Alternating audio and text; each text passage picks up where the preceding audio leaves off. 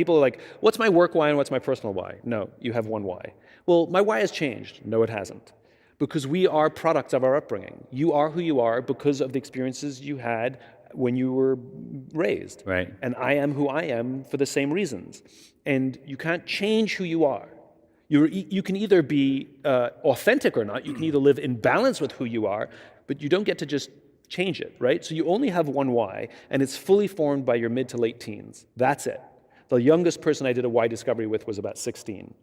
And now the opportunity for your life is to make choices and decisions that allow you to be your natural best, and that's the hard part. Right. The hard part is implementing it. We think to ourselves, do I even have a why? It's not because it doesn't exist.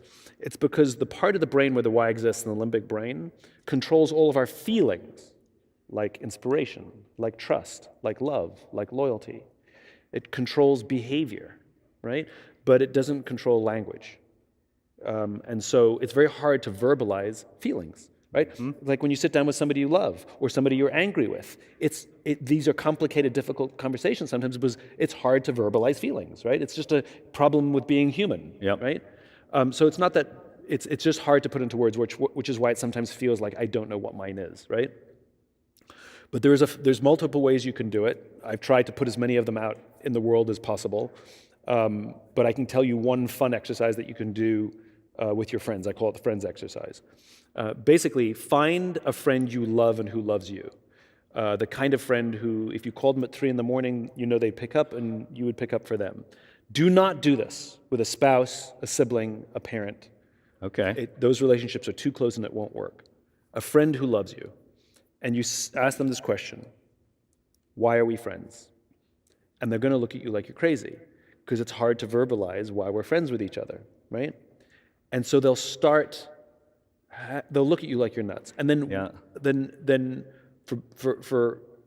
then you weirdly stop asking the question why, and you ask the question what, because you want to engage the rational brain. So you say, come on. What specifically is it about me that I know that you'd be there for me no matter what? And they'll start describing you.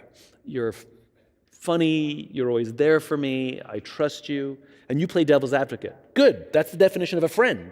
You have that with lots of people. What specifically is it about me that I know you'd be there for me no matter what? And they're going to go through a few rounds of this. But they keep going. You can still keep pressing, and it's going to get more frustrating, right? And at some point, they'll give up. At some point, they'll give up, and they'll start describing themselves. And this is what my friend said to me. My friend said, I don't know, Simon. All I know is that I can sit in a room with you, I don't even have to talk to you, and I feel inspired. And I got goosebumps, right? So in other words, what they're doing is they're articulating my value in their lives, which is the thing that I give to the world, which is my why. And the reason I had an emotional response is because it's deep inside of me. So you will get to something where they'll say something about themselves, and you will either get goosebumps or you'll well up with tears. You'll have an emotional reaction. I did it with multiple friends. They say very similar, if not the exact same thing, because the space I fill in their lives is my why. That's the thing I work hard to give to the world.